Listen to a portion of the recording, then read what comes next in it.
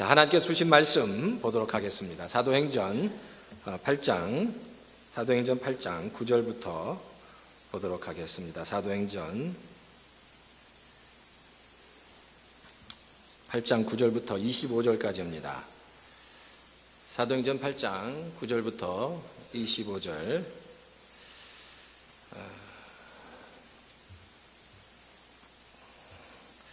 자, 25절, 자, 읽어보죠.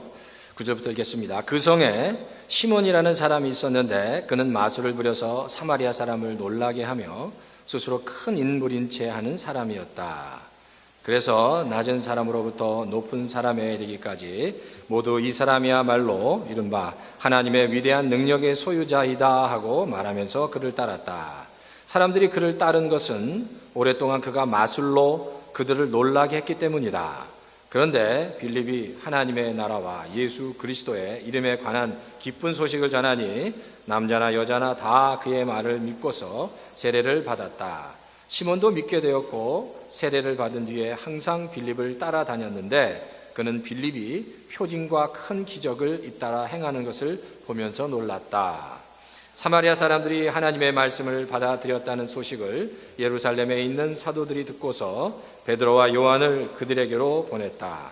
두 사람은 내려가서 사마리아 사람들이 성령을 받을 수 있게 하려고 그들을 위하여 기도하였다. 사마리아 사람들은 주 예수의 이름으로 세례만 받았을 뿐이요 그들 가운데 아무에게도 아직 성령이 내리지 않았던 것이다. 그래서 베드로와 요한이 그들에게 손을 얹으니 그들이 성령을 받았다. 시몬은 사도들이 손을 얹어서 성령을 받게 하는 것을 보고 그들에게 돈을 내고서 말하기를 내가 손을 얹은 사람마다 성령을 받도록 내게도 그런 능력을 주십시오 하니 베드로가 그에게 말하였다. 그대가 하나님의 선물을 돈으로 사려고 생각하였으니 그대는 그 돈과 함께 망할 것이요 그대는 하나님이 보시기에 마음이 바르지 못하니 우리의 일에 그대가 차지할 자리도 목도 없소. 그러므로 그대는 이 악한 생각을 회개하고 주님께 기도하시오. 그러면 행여나 그대는 그대 마음속에 나쁜 생각을 용서받을 수 있을지도 모르오. 내가 보니 그대는 악의가 가득하며 불의에 얽매여 있어. 시몬이 대답하였다. 여러분들이 말하는 것이 조금도 내게 미치지 않도록 나를 위하여 주님께 기도해 주십시오. 우리 다 같이 읽겠습니다. 이렇게 베드로와 요한은 주님의 말씀을 증언하여 말한 뒤에 예루살렘으로 돌아가는 길에 사마리아 사람의 여러 마을에 복음을 전하였다. 아멘. 자, 잠깐 기도하겠습니다. 하나님, 또 이 아침에 저희와 함께 해주시고 하나님의 귀한 은혜로 채워주시고 하나님의 귀한 역사가 말씀이 말씀대로 선포될 때 그 말씀을 통해서 우리가 깨닫는 역사가 하나님의 음성으로 듣는 역사가 있게 해 주시옵소서. 감사를 드리고 이 모든 말씀 예수님의 이름으로 간절히 기도합니다. 아멘. 자, 우리 한번 성경을 한번 다시 한번 드시고 크게 한번 외치면 좋겠습니다. 마음을 활짝 여시고 하나님 이 말씀대로 제가 받겠습니다 라고 고백하면 좋겠습니다. 시작. 주의 말씀은 내 발의 등불이요 내 길의 빛입니다. 주의 말씀은 내 삶을 변화시킵니다. 나는 축복의 통로입니다. 오늘도 말씀하여 주십시오. 주의 말씀에 마음의 문을 엽니다. 듣고 깨닫고 말씀대로 살겠습니다. 아멘. 아멘.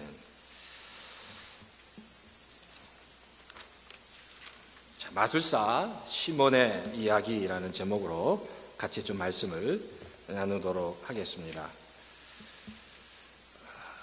사실 제가 지금 말씀드린 이 일화는 우리가 잘 아는 그 가수왕이라고 하죠. 가왕이라고 하는 조용필이라는 가수에 대한 숨은 이야기입니다. 조용필 씨의 그 매니저였던 최동규라는 분이 있는데 그분이 밝힌 내용입니다. 이 최동규 씨는 조용필 씨가 이제 여러 그 앨범을 발표했잖아요. 그 중에 4집 앨범이 한창 4집 앨범 발매 후에 한창 바쁠 때 한 요양 원장으로부터 전화를 받았다고 합니다. 근데 그 요양원 원장이 자기의 병원에 14살 된 지체장애 여자아이가 있는데, 그 여자아이가 조용필 씨가 부른 4집의 비련이라는 노래를 듣고 눈물을 흘렸다는 겁니다. 근데 이게 왜 기적이냐면, 이 여자아이가 병원에 들어온 지 8년 만에 처음으로 자기의 감정을 표현했다는 거예요. 그래서 이 병원의 원장은 이 이야기를 이 소녀의 보호자도 듣고, 그래서 이 보호자 측이 조용필 씨가 돈이 얼마나 얼마를 원하든지 줄 테니까 한번 직접 병원에 찾아와 주셔서 우리 아이를 위해서 노래를 불러주실 수 있냐고 그렇게 이제 전화를 한 겁니다. 근데 당시 조용필 씨가 한번 전화를 하면요, 행사에 한번 참여하고 노래 한 곡 부르는데 한 3, 4천만 원을 받았다고 합니다. 근데 이 이야기를 듣고 이 조용필 씨가 한 3개 내지 4개가 되는 행사를 다 캔슬하고, 그리고 위약금도 다 물어주고 이 14살 된 장애 여자아이를 위해서 찾아왔다는 거죠. 병원이 발칵 뒤집혔을 겁니다. 찾아와서 조용필 씨가 병원에 오자마자 그 소녀를 찾고 여전히 이 멍하게 있는 그 소녀의 손을 붙잡고 비련이라는 노래를 불러주자 그때 소녀가 펑펑 울었다는 겁니다. 그러니까 8년 동안 감정을 표현하지 못했는데 그 노래를 듣고 펑펑 우니까 그 여자도, 그 아이도 울고 부모도 울고 뭐 주변에 있는 모든 사람이 다 울어버렸습니다. 그래서 그 소녀에게 이 조용필 씨가 CD를 한 장 이렇게 사인을 해갖고 선물로 주면서 이제 떠나라고 하니까, 이제 부모가, 이 아이의 부모가 조용필 씨에게 얼마를 드려야 하겠습니까? 라고 물었습니다. 그때 조용필 씨가 이렇게 이야기를 합니다. 따님이 흘리신 눈물이 제가 지금까지 번 돈과 앞으로 벌 돈보다 더 값진 것 같습니다. 라고 이야기하고 그냥 떠나갔다는 거죠. 자, 우리가 이런 이야기를 들을 때 감동이 됩니다. 근데 감동이 되는 이유는 그 사람의 마음에 그 동기를 보기 때문입니다.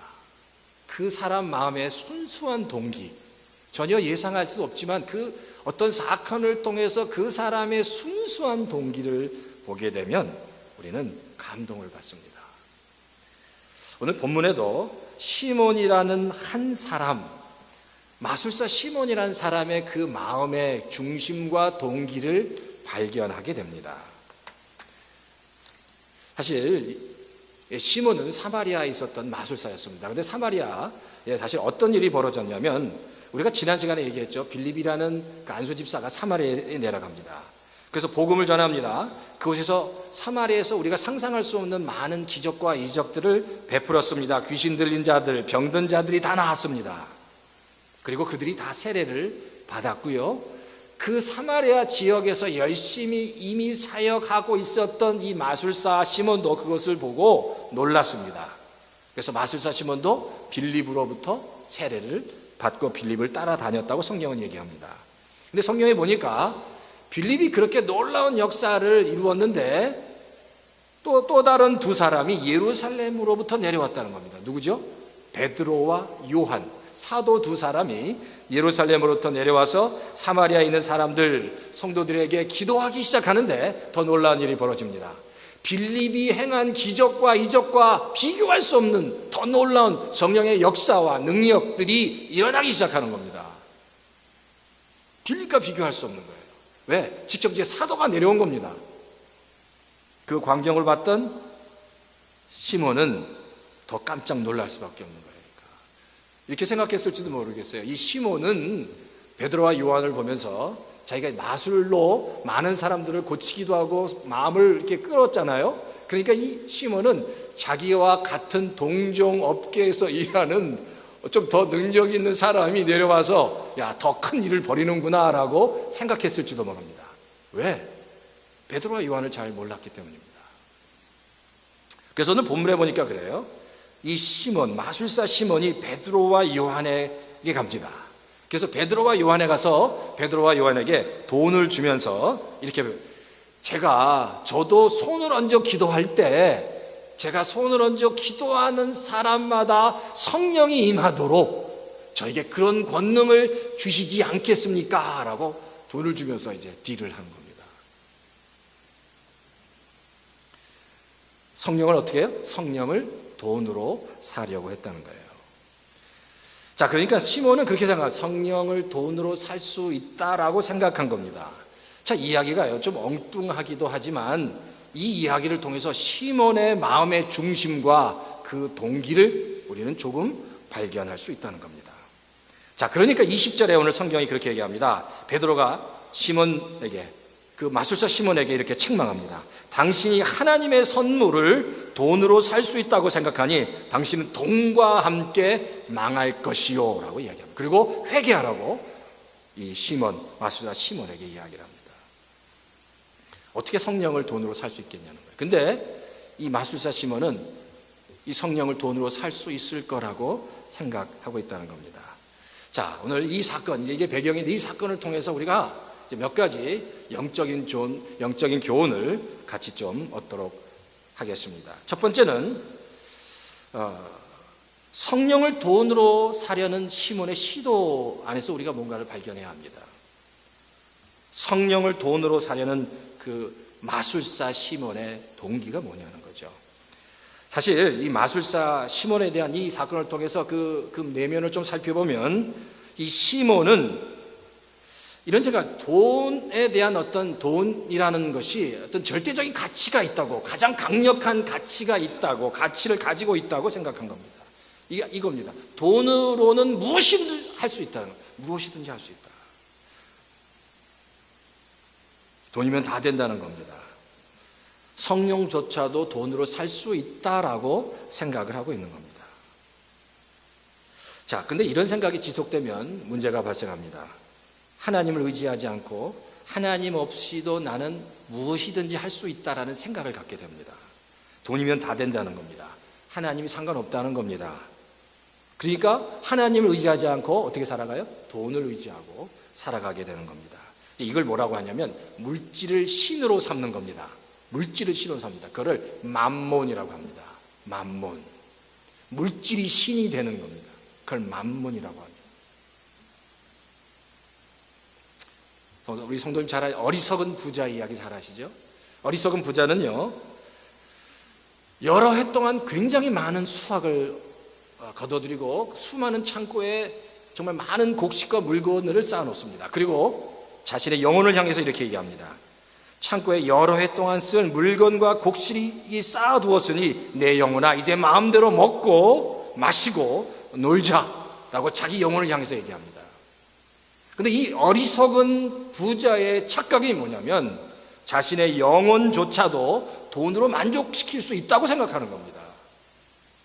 영혼을 돈으로 만족시킬 수 있다. 물질로 만족시킬 수 있다고 생각을 하는 거예요. 그러니까 인생의 궁극적인 행복도 돈과 물질이면 가능하다라고 생각하고 있다는 겁니다. 그런데 인생의 궁극적인 행복은 절대 물질로 채워줄 수 없다는 겁니다. 한국말에 이런 말이 있습니다. 잘 산다는 말이 있고요, 부자가 된다는 말이 있는데 많은 사람들이 잘 사는 것과 부자가 된다는 것을 동의어로 생각합니다. 잘 산다, 저 사람 참 잘 살아, 그러면 그 사람 부자라고 생각합니다. 잘 산다는 걸 부자라고 이렇게 생각한다는 겁니다. 그런데 그렇지 않아요. 잘 사는 것과 부자로 사는 것, 부자가 된다는 것은 엄연히 다른 얘기라는 겁니다. 돈이 많지 않아도 잘 살 수 있고 행복하게 살 수 있습니다. 돈이 없어도 행복하게 잘 살 수 있습니다. 돈이 행복하게 사는 아주 필요한 요소가 아니라는 겁니다. 그러니까 잘 사는 것과 부자로 사는 것은 다르다는 겁니다. 왜냐하면 항상 그래요. 돈에는 묘한 힘이 있습니다. 강력한 힘이 있는데 꼭 블랙홀 같은, 그래서 모든 가치를 빨아들입니다. 그리고 모든 가치를 빨아들이고 돈이 그 모든 가치의 절대 기준이 돼버리는 거예요. 사람들은 그렇게 이 세상에서 그렇게 살아가 버립니다.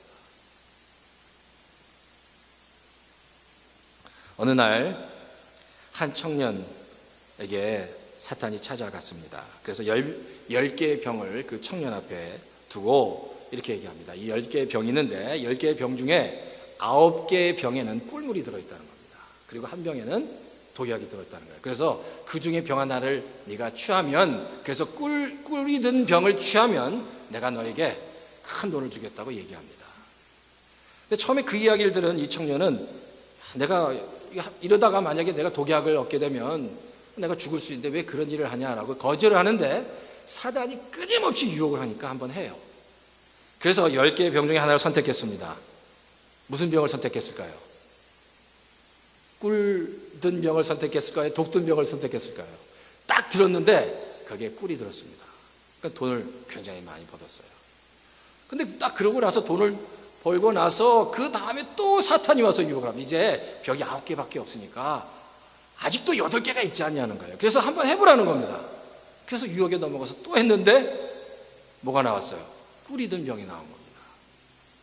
점점 그 사탄의 유혹에 빠지면서 이 청년은 돈을 쉽게 버는 방법을 얻게 된 겁니다. 그러면서 점점 방탕하고 타락해 가기 시작했습니다. 그래서 이 청년은 알코올 중독, 마약 중독에 빠져서 그 인생이 허물어져 가기 시작했습니다. 그래서 결국 어디까지 갔냐면 그 끊임없는 사탄의 유혹에 빠져서 이제 병이 딱 2개가 남은 겁니다. 하나는 꿀이 든 거고요. 하나는 독이 든 겁니다. 마지막 고민이죠. 야, 이것까지 내가 해야 되느냐. 이 마지막 병 2개, 이제 이거는 죽느냐 아니면 사는 겁니다. 죽음 아니면은 완전히 이거 뭐 성공인데 내가 이 일을 해야 되냐 고민하다가 결단을 내립니다. 이제 내 인생 마지막인데 마지막에 한번 인생을 걸고 끝내자라고 생각하고 그 병을 하나 딱 들어서 마셨는데 그 병에 뭐가 들었냐면 바로 꿀이 들었어요. 그러니까 마지막으로 큰 대박이 난 겁니다. 너무 기뻐서 내가 이겼다, 내가 끝까지 이제 살았구나라고 큰 안도를 하면서 사탄에게 이렇게 소리를 질렀습니다. 이제 네가 가지고 있는 돈을 다 내놔라. 그리고 승리에 도취돼서 사단에게 이렇게 얘기할 때 사단이 마지막 병의 그 물을 마시면서 이렇게 이야기를 합니다. 처음부터 독약이 든 병은 없었어. 그러나 너는 이미 돈이라는 독약에 죽어가고 있었던 거야. 애초에 독약이 없었다는 겁니다. 그런데 그 청년은 돈이라는 독약에 그 인생을 다 소비해 버렸다는 겁니다. 마태복음 6장 24절에 보면 이런 말씀이 있습니다. 하나님이 두 주인을 섬기지 못할 것이니 한 사람이 두 주인을 섬기지 못할 것이니 혹 이를 미워하며 저를 사랑하거나 혹 저를 중히 여기며 저를 경히 여김이라. 너희가 하나님과 재물을 겸하여 섬기지 못하느니라 라고 말씀합니다. 한 사람이 절대 두 주인을 섬길 수 없다는 겁니다. 하나님과 재물을 겸하여 섬길 수 없다는 겁니다. 그래서 우리가 다시 한번 생각해야 될 것은 우리 인생에서 가장 가치가 있는 것이 뭔가, 내가 인생 가운데 가장 가치를 두고 있는 것이 무엇인지 생각해 보아야 한다는 겁니다. 나는 정말 하나님을 내 인생의 주인으로 삼고 있는지, 아니면 또 다른 물질이나 또 다른 돈이 내 인생의 주인인지, 내 마음의 중심이 어디 가 있는지 우리 자신을 한번 돌아볼 필요가 있다는 겁니다. 두 번째는 시몬은 성령의 가치를 아주 낮게 평가했다는 겁니다. 성령을 이렇게 생각해요. 돈으로 살 수 있을 정도의 어떤 것이라고 생각해요. 성령님을, 하나님을 돈으로 살 수 있는 어느 정도의 것이라고 생각하는 겁니다. 구약에 보면 그 야곱과 에서의 이야기가 나옵니다. 근데 이 야곱과 에서의 얘기 중에 에서가 자신의 어떤 장자의 직분을 에서가 자기의 장자의 직분을 야곱에 팔잖아요. 근데 그 야곱에 팔 때 팥죽 한 그릇에 파는 장면이 나옵니다. 자, 이 사건 때문에 에서는요, 하나님의 축복의 계열에서 완전히 소외가 됩니다. 그리고 하나님의 축복을 다시는 경험하지 못하게 됩니다. 그런데 이게 굉장히 중요한 어떤 영적인 의미를 줍니다. 왜냐하면 그 사람이 신앙생활을 하는 것을 보면 얼마나 잘하느냐, 그것을 알 수 있는 방법이 있습니다. 신앙생활을 얼마나 잘하는지. 그건요, 하나님께서 주신 것, 하나님께서 허락하신 것을 얼마나 소중히 여기느냐를 보면 알 수 있다는 겁니다. 하나님이 우리에게 사명을 주셨습니다. 그리고 은사를 주셨습니다. 근데 하나님이 주신 그 사명과 은사를, 그것을 아주 소중하게 여기는 사람들에게는 하나님께서 반드시 축복해 주십니다. 또 하나님께서 우리에게 뭘 주셨죠? 직분을 주셨습니다. 장로나 권사나 또 집사나 또 교사나 또 성가대원이나 이런 하나님께서 우리에게 직분을 주셨습니다. 이런 직분을 주신 하나님이 주신 직분에 대해서 이것을 소중하게 여기는 사람에게는 하나님께서 반드시 축복해 주신다는 겁니다.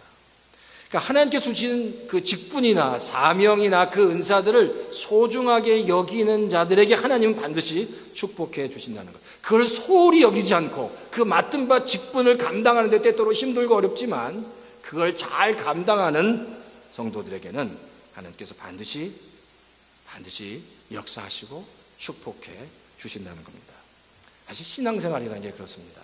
하나님을 믿는다는 것, 주님을 믿는다는 것, 교회를 다닌다는 것은 마치 이 교회를 결혼하는 것과 같습니다.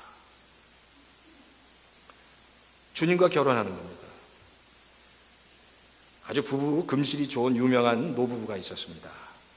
그들은 부유하지는 않았지만 서로를 위로해주고 잘 살았습니다. 그런데 어느 날 그 행복이 깨지는 일이 일어났습니다. 아주 건강했던 할아버지가 아프기 시작했고 병원에 가게 됐는데 병원에 치료를 받고 오기만 하면 예전에 그러지 않았는데 할머니를 구박하기 시작합니다. 이유도 없이 할머니를 구박합니다. 약 가져와라, 물 가져와라, 물이 뜨겁다, 차다, 그리고 가져온 물을 막 내팽개치고, 예전에 그러지 못했는데 이 할아버지가 완전히 바뀐 겁니다. 그 손님이 오면, 손님상을 차려오면 왜 이렇게 손님상 밥상을 늦게 가져왔냐고 핀잔을 주기 시작하고, 그 할머니도 왜 이 할아버지가 그렇게 바뀌었는지를 모르는 겁니다. 예전과 같지 않기 때문입니다. 그 할머니에 대해서 근데 할아버지의 이런 모습에 당황스러운 한 손님이 할아버지에게 조심스럽게 이름 물어봤습니다. 어르신, 어떻게 그렇게 그 할머니를 못 살게 구십니까? 예전에 너무 잘해 주셨는데 왜 그렇게 못 살게 하십니까? 라고 물었더니 이 할아버지가 이렇게 이야기합니다. 저 할망구가 마음이 아주 여려 나 죽고 나면 어떻게 살지 걱정이 돼서 날 미워하게 해서라도 나 없이 살 수 있도록, 나를 미워하게 해서 나 없이 살 수 있도록 그렇게 하는 거야 라고 얘기하는 겁니다. 그 얘기를 하고 얼마 뒤에 할아버지는 할머니 곁을 떠나버립니다. 이 할아버지는 할머니에게 일부러 정을 떼버린 겁니다. 일부러 정을 떼버리는 거예요. 정을 떼기 위해서 그렇게 할머니에게 독한 모습을 보였다는 겁니다. 할아버지가 세상을 떠난 다음에 할머니가 어떻게 되셨을까요? 생각해 보십시오. 할아버지는 할머니를 너무 사랑했기 때문에 할머니란 배려였습니다. 배려해 주는 거예요. 사랑하는 마음으로 배려해 주는 겁니다. 결혼 생활에 가장 중요한 건 나를 내려놓는 겁니다. 나를 내려놓고 상대방을 배려해 준다는 겁니다. 내가 하고 싶은 대로 하면 안 되잖아요. 내가 하고 싶은 대로 하면 부부가 부딪힐 수밖에 없습니다.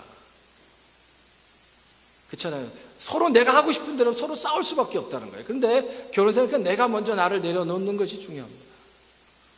그런데 신앙생활도 마찬가지예요. 나를 내려놔야 된다는 겁니다. 하나님 앞에서 나를 내려놔야 된다는 겁니다. 그리고 하나님께서 뭘 원하시는지 그 하나님의 뜻을 맞추어 살아가야 한다는 겁니다. 신앙생활은 바로 그겁니다. 내가 가지고 있는 생각, 내가 가지고 있는 그 어떤 것, 내가 가지고 있는 그 어떤 것에 신앙이라는 돌 하나를 얹어 놓는 것이 아니라, 신앙생활이라고 하는 것은 내가 가지고 있는 고정관념과 내가 가지고 있는 생각을 다 다시 무너뜨리고 영적인 새로운 프레임을 만들어가는 것이 신앙생활입니다. 그럴 때 하나님께서 원하시는 사람, 하나님께서 기뻐하시는 사람이 될 수 있다는 겁니다. 그러니까 우리가 하나님이 나에게 뭘 주셨는가, 하나님께서 나에게 어떤 사명을 주셨는가, 하나님께서 나에게 주신 직분이 뭔가라는 것을 다시 한번 생각하고 그 일에 충성을 다하고, 충성을 다하고 최선을 다하는 우리 얼바인 연립교회 모든 성도님 다 되시기를 주의 이름으로 축원합니다. 세 번째는요, 시몬이 몰랐던 신앙의 핵심이 하나 있습니다. 그게 바로 관계라는 겁니다. 하나님께서 우리를 창조하실 때 어떤 존재로 창조하셨냐면 우리가 하나님과 자녀로 삼으셨습니다. 그리고 하나님과 하나님의 자녀에는 그 새로운 관계가 열려집니다. 새로운 관계가 세워진다는 겁니다. 그 관계를 세우기 위해서 하나님 우리를 창조하셨다는 겁니다. 바로 시몬의 문제가 뭐냐면 바로 이겁니다. 주님이 관심을 가지고 있는, 이 시몬이 주님에게 관심을 가지고 있는 게 아니라는 겁니다. 주님이 가지고 계신 능력, 주님이 가지고 계신 그 힘, 파워에 이 시몬이 관심을 가지고 있다는 겁니다. 우리가 신앙생활하면서 하나님과 교제하는 데 관심이 없고 하나님의 능력, 하나님의 힘, 그런 것에만 관심이 있다면 바로 그게 문제라는 겁니다. 그렇잖아요. 신앙생활 하는데 하나님에 대해서는 관심이 없습니다. 그런데 하나님이 가지고 계신 힘과 능력에만 관심이 있다면 그게 올바른 신앙생활이 아니라는 겁니다. 우리가 성령님을 생각할 때도 마찬가지입니다. 성령님이 가지고 계신 능력이 아니라 성령님과 교제하는 것, 성령님과 함께 동행하는 것에 대한 기쁨이 우리에게 있어야 한다는 겁니다. 성령님과 만나고 하나님과 만나는 그 인격적인 교제 가운데 우리의 참된 기쁨이 있어야 한다는 겁니다. 아까도 말씀드렸지만 신앙생활은 결혼생활과 같습니다. 그렇잖아요. 결혼할 때 예를 들어서 결혼했는데 결혼의 가장 중요한 이유는 배우자를 사랑하는 겁니다. 배우자를 사랑하는 겁니다. 배우자를 미치도록 사랑하진 않아도 배우자를 사랑하고 배우자를 생각할 때마다 애틋함이 있어야 된다는 겁니다. 만약에 결혼했습니다. 그런데 배우자를 사랑하는 게 아니라 배우자가 가지고 있는 배경을 사랑한다고 생각해 보십시오. 배우자가 가지고 있는 많은 물질을 사랑한다고 생각해 보십시오. 그러면 그 결혼은 온전해질 수 없다는 겁니다. 참된 결혼은 배우자를 사랑하는 것, 배우자를 기뻐하는 것, 바로 서로 그 배우자를 사랑해야 그 결혼이 정말 기뻐하는 결혼, 서로 행복한 결혼이 될 수 있다는 겁니다. 똑같습니다. 우리가 신앙생활도 우리가 하나님과 성령님을 만나는 데 있어서 하나님이 가지고 계신 능력과 하나님이 가지고 계신 힘, 그리고 하나님은 내가 가지고 있는 소원을 이룰 수 있는 분이라고 생각하고 그렇게 하나님을 만나는 것은 올바른 신앙생활이 아니라는 거죠. 올바른 신앙생활은 그 하나님과 더불어 기뻐하는 것, 하나님을 만나는 것, 하나님과 동행하는 것, 하나님과 교제하는 그 교제 가운데 기쁨이 있어야 한다는 겁니다. 이 교제의 기쁨이 우리 신앙인들의 가장 귀한 기쁨이 되어야 한다는 겁니다. 그러니까 우리가 성령님을 인격적으로 만나고 하나님을 인격적으로 만나 그 만남과 교제 가운데 하나님께서 부어주시는 그 기쁨이 우리 안에 채워지고 그 기쁨을 누리는 그 아름다움이 그것이 우리에게 있어야 한다는 겁니다. 사실 가나안 민족들은요 바알신과 아세라 신을 섬겼습니다. 가나안 사람들, 이방 사람들이 믿은 바알신과 아세라 신을 섬겼는데 사실 이들이 바알신과 아세라신, 바로 우상들에게 제사를 드리는 이유가 뭐냐면 이들이 바알신과 아세라신을 섬길 때 바알신과 아세라신과 영적인 교제를 하기 위해서 그들을 섬겼다는 게 아닌 겁니다. 이 가나안 사람들, 이방 사람들이 바알신과 아세라신을 섬기는 가장 큰 이유는 그들을 섬김으로 그들을 통해서 자신들이 축복을 받을 수 있고 풍요를 누릴 수 있다라고 생각했기 때문에 바알신을 섬긴 겁니다. 그러니까 그들이 우상을 섬길 때 우상과 영적인 교제를 나누기 위함이 아니라는 겁니다. 그들을 섬김으로 그 우상들이 자신들에게 축복을 주고 풍요함을 줄 거라고 생각하기 때문에 섬긴다는 겁니다. 우리가 신앙생활할 때 성령 하나님과 교제하는 것이 관심이 없고 하나님과 성령님이 우리에게 주시는 그 능력과 축복에만 관심이 있다면 그건 곧 우상숭배와 똑같다는 겁니다. 우리에게 신앙생활 하는 데 있어서 가장 중요한 것은 하나님을 기뻐하는 겁니다. 하나님을 즐거워하는 겁니다. 그러니까 예배도 마찬가지입니다. 예배가 그냥 예배를 통해서 내가 하나님으로부터 축복을 받는 수단이 아니라는 겁니다. 우리가 지금 예배를 드리면서 이 예배 가운데 하나님께서 나와 함께 하시고, 이 예배 가운데 하나님이 나와 함께 하시고 또 내 기도를 들으시고 또 응답하시는 하나님과의 그 교제 가운데 그 기쁨이 우리 가운데 있어야 된다는 겁니다. 예배를 잘 드리면 하나님이 나에게 축복해 주시고, 예배를 안 드리면 나에게 꾸중하시고 뭐 저주하시는 그런 하나님이 아니라, 예배 가운데 하나님께 교제 가운데 우리가 누릴 수 있는 그 기쁨이 있어야 한다는 겁니다. 아브라함, 요셉, 그리고 다윗과 솔로몬, 아주 위대한 인물들입니다. 아브라함은요, 하나님의 믿음의 조상이라는 이름을 얻었습니다. 아브라함의 그 사역들을 보면 정말 그 신앙의 믿음의 조상으로 엄청난 일들을 감당했습니다. 또 요셉은 애굽의 총리가 됐습니다. 말로 다 할 수 없는 큰 일을 감당했고요. 다윗도 마찬가지고 솔로몬도 마찬가지고, 이스라엘이라는 나라를 통일로 만들어서 이스라엘을 중흥으로 이끌었던 왕들이 다윗과 솔로몬이었습니다. 그런데 성경의 관점, 성경의 핵심은 바로 이겁니다. 그들이 무엇을 했냐에 관심을 두지 않는다는 겁니다. 다윗이나 솔로몬과 아브라함과 요셉이 무엇을 했느냐에 관심이 있는 게 아니라, 성경의 관점은 바로 이겁니다. 그들이 하나님과 어떻게 교제하며 어떻게 동행했느냐에 관심이 있다는 겁니다. 우리는 다윗이 어떤 일을 하고 솔로몬이 어떤 일을, 그 일에 관심이 있지만, 성경의 관심은 그들이 그 환경 가운데 어떻게 하나님과 교제하며 살았고 어떻게 하나님과 동행하며 살았냐라는 겁니다. 자, 이게 쉽진 않죠. 하나님과 동행하면서 교제하면서 누리는 하나님의 기쁨, 이게 바로 하나님의 자녀가 가져야 할 가장 소중한 기쁨이라는 겁니다. 그렇잖아요. 내가 사랑하는 사람과 같이 있다는 것은 참 기쁨입니다. 내가 참 이렇게 불편한 사람과 같이 있다는 것도 참 불편한데, 내가 사랑하는 사람과 같이 있다는 것은 참 행복한 얘기입니다. 똑같이 내가 하나님을 사랑하게 되면 하나님과 같이 있는 그 자체가 나에게 큰 기쁨이 된다는 겁니다.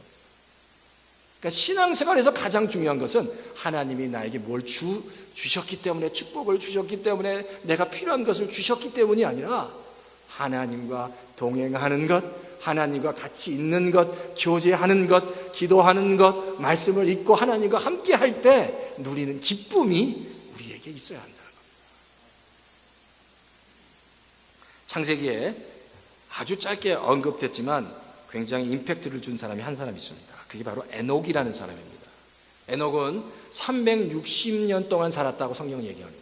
근데 에녹이 무드셀라를 낳고 300년 동안 하나님과 깊이 교제하고 동행했다고 성경이 얘기합니다.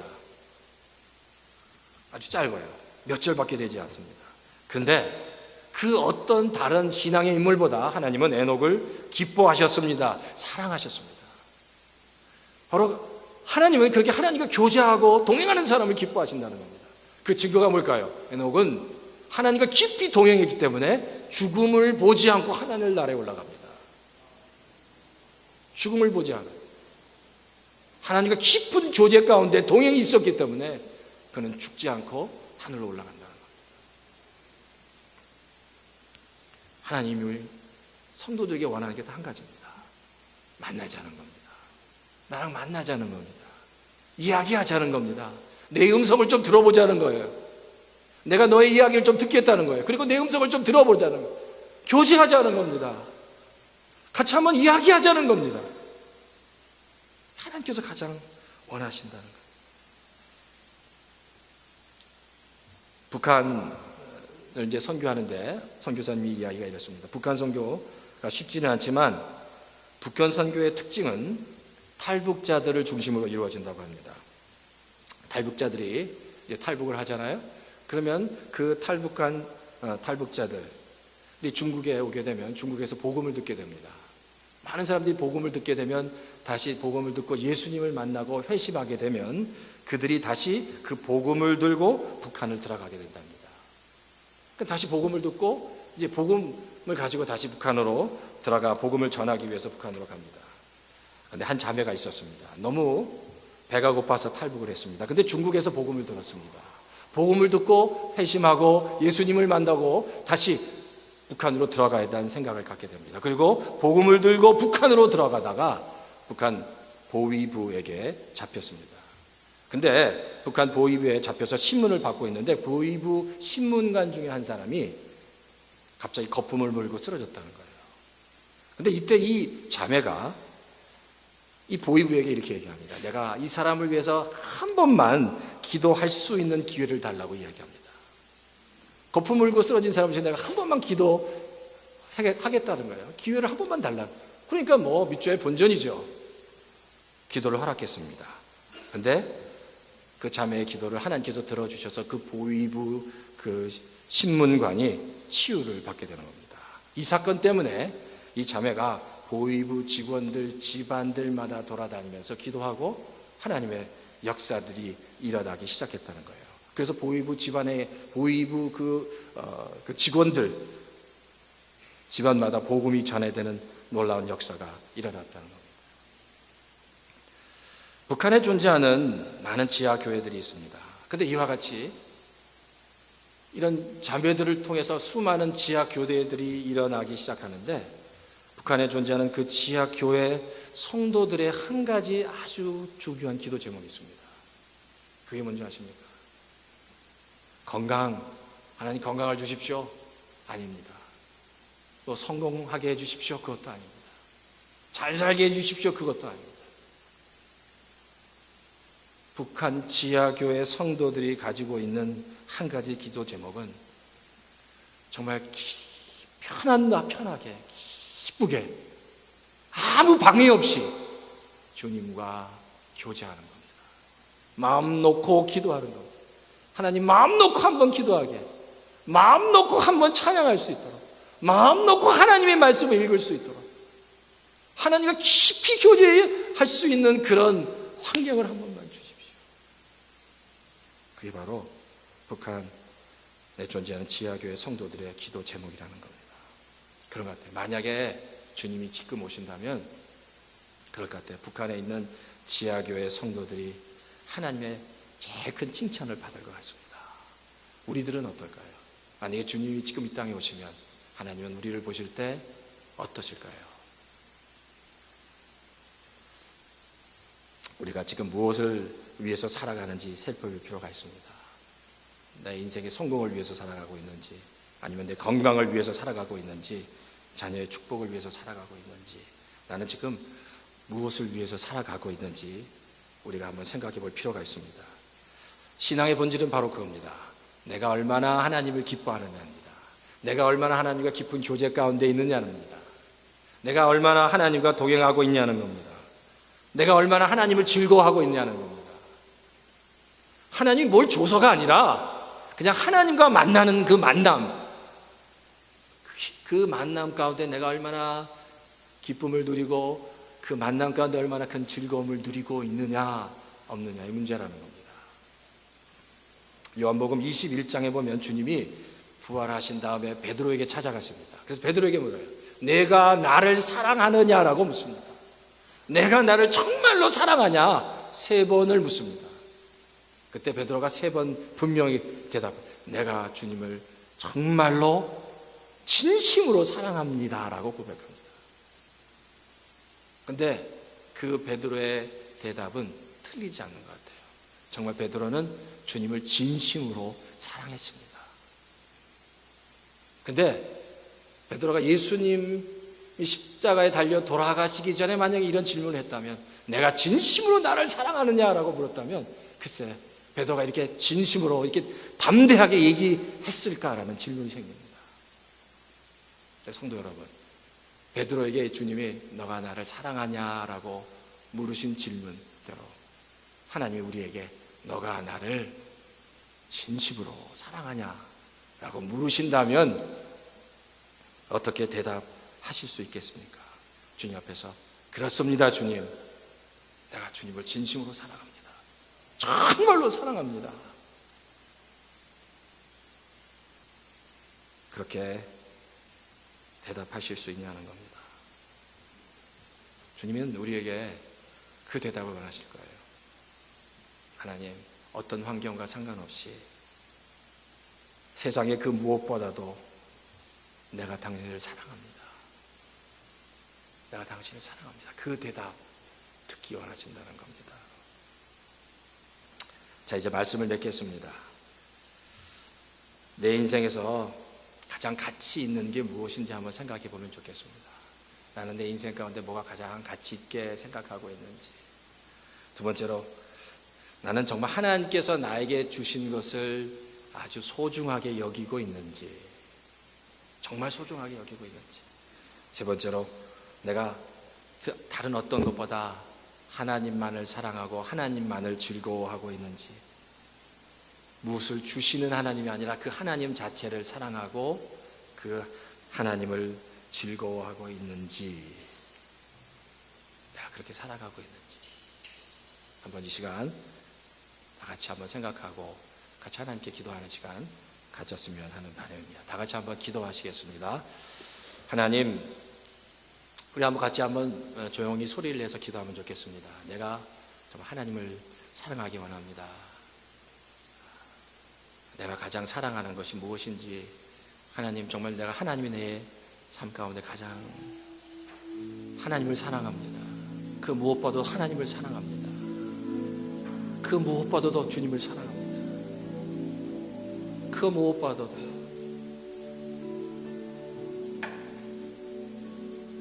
하나님 붙잡아 주시옵소서.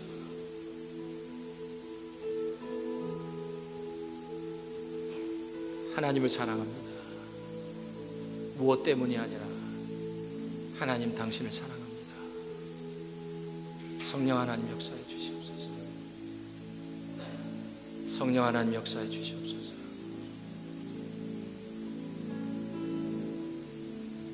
내 마음의 중심에서 무엇 때문이 아니라, 뭘 주셨기 때문이 아니라 내가 하나님만을 즐거워하기 원합니다. 하나님만을 기뻐하기 원합니다. 하나님과 더 깊은 교제 가운데 주님과 동행하기 원합니다. 말씀해 주십시오. 하나님의 음성을 즐거워합니다. 하나님께 나가 기도하는 것을 즐거워하고 찬양하는 것을 즐거워하고 말씀을 듣는 것을 즐거워하는 내가 되기 원합니다. 주여, 우리 얼반 열린교회 성도들을 붙잡아 주시옵소서. 우리 얼반 열린교회 성도들을 붙잡아 주시옵소서. 하나님 역사해 주시옵소서. 내가 그 무엇보다도 주님만을 사랑하며 주님만을 기뻐하며 살아가는 저희들 다 될 수 있도록 주여 도우시고 역사해 주시옵소서. 하나님, 축복 주셔서 좋은 것을 주셔서 주님을 사랑하는 것이 아니라 내가 주님을 사랑하기 때문에 그것이 너무나도 나에게 기쁨이 되어서 또 주님을 만나기 원하고 주님과 더불어 동행하기 원합니다. 그런 근본적인 그 아름다운 기쁨이, 즐거움이 하나님 우리 가운데 있도록 주여 도와 주시옵소서. 주여 하나님 아버지, 주님을 사랑합니다. 주님을 사랑합니다. 지금은 예수 그리스도의 그 크신 은혜와 하나님 아버지의 극진하신 사랑하심과 성령님의 내주하심과 감동 역사하심이 세상의 그 무엇보다도 하나님을 제일 사랑하기 원하고 무엇을 주셨기 때문에 사랑하는 것이 아니라 그저 하나님 한 분만을 기뻐하고 사랑하기 원하고 그 한 분 하나님과 더불어 평생 동행하며 교제하기 원하는 우리 얼바인 열교회 모든 성도들 머리 위에 이제로부터 영원히 함께 하시기를 축원하옵나이다. 아멘.